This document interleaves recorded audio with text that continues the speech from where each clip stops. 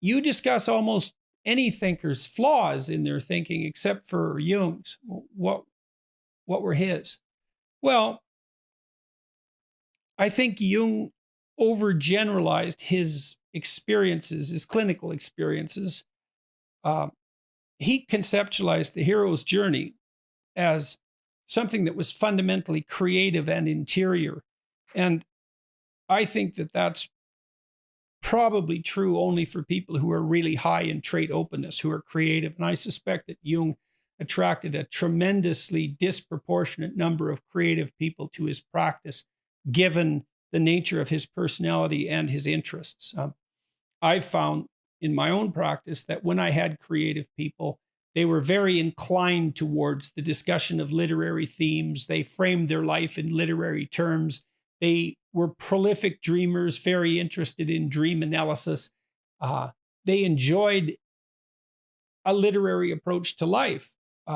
My more conservative clients, often equally high performing, although I had a practice that spanned the entire range of human ability, they weren't interested or captivated by that at all. And for them, the primary adventure of life wasn't internal or literary. It was external and practical. And the more agreeable types, their life was primarily social rather than symbolic or creative. They found most of the meaning in their life as a consequence of the intimate relationships that they were able to establish. It wasn't infrequent, and this was more true of women than of men, and they are higher in agreeableness on average. I had conscientious clients who would frame their life in terms of their accomplishments, their career accomplishments. That's how they parsed their life up temporally. First, I was in school, and then I went to university and I studied this, and then it was all external, it was all achievement oriented. Whereas the more agreeable types, they would say, well, when I was 12 years old to 14, I had this relationship, and then I moved to this relationship, usually the intimate relationship, so sometimes familial, framed their life that way. Jung was introverted and highly, highly open.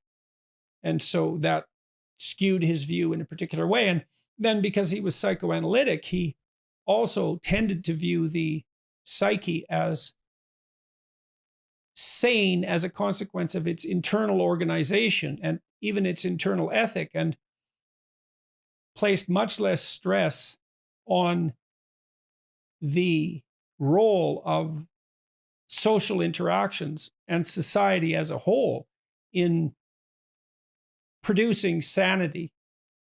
A sane person is not only organized internally, but they're integrated with their society. And the internal organization actually reflects the social organization. They mirror one another. And although Jung, being a very sophisticated person, of course, knew that social adaptation was necessary, it was more his colleague, Alfred Adler, who was more politically on the left, by the way, as well, who concentrated more on the interpersonal aspects of life and the role of socialization in the maintenance of, and the maintenance of intimate relationships, say, in relationship to sanity. That's not stressed much in Jung. If you immerse yourself in the Jungian world, you'd end up convinced that we were all creative religious mystics, and that was our essential destiny if we were going to realize the highest reaches of our being. And there's some truth in that, but there's also truth in the proposition that you can find your pathway as an agreeable person in your relationships, or as a conscientious person in your duty. A Jungian might argue that all that still has to be nested in something transcendent at the outer reaches of personality. And I suppose that's possible, but that's what I would say with regards to the limitations of Jung's thinking.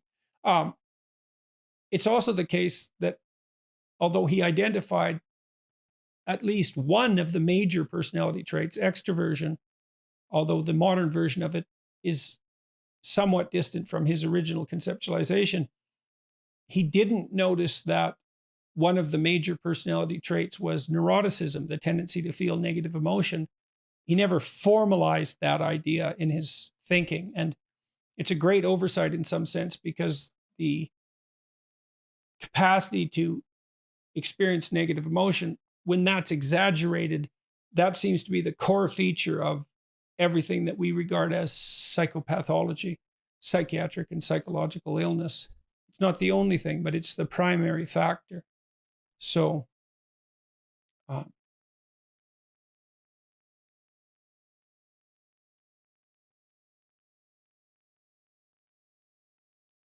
what is the best way to avoid falling back into nihilistic behaviors and thinking? Well, a large part of that, I would say, is habit, the maintenance, the development, maintenance of good practices, habits. If you find yourself dissolute, neurotic, if your thought tends in the nihilistic direction and you tend to fall apart, organizing your life across multiple dimensions is a good antidote. It's not exactly thinking. Do you have an intimate relationship? If not, well, probably you could use one. Do you have contact with close family members, siblings or children or parents, or people who are even more distantly related? If not, you probably need that. Do you see your friends a couple of times a week and do something social with them? Do you have a way of productively using your time outside of employment? Are you employed? Do you have a good job, or at least a job that is practically sufficient and that enables you to work with people who you like working with, even if the job itself is, mundane or repetitive or difficult? Sometimes the relationships that you establish in an employment situation like that can make the job worthwhile. Have you regulated your response to temptations, pornography, alcohol abuse, drug abuse? Is that under control? I would say differentiate the problem. There's multiple dimensions of attainment, ambition, pleasure, responsibility, all of that make up a life. And to the degree that it's possible, you want to optimize your functioning on as many of those dimensions as possible. You might also organize your schedule to the degree that you have that capacity for discipline. Do you get enough sleep? Do you go to bed at a regular time? Do you get up at a regular time? Do you eat regularly and appropriately and enough and not too much?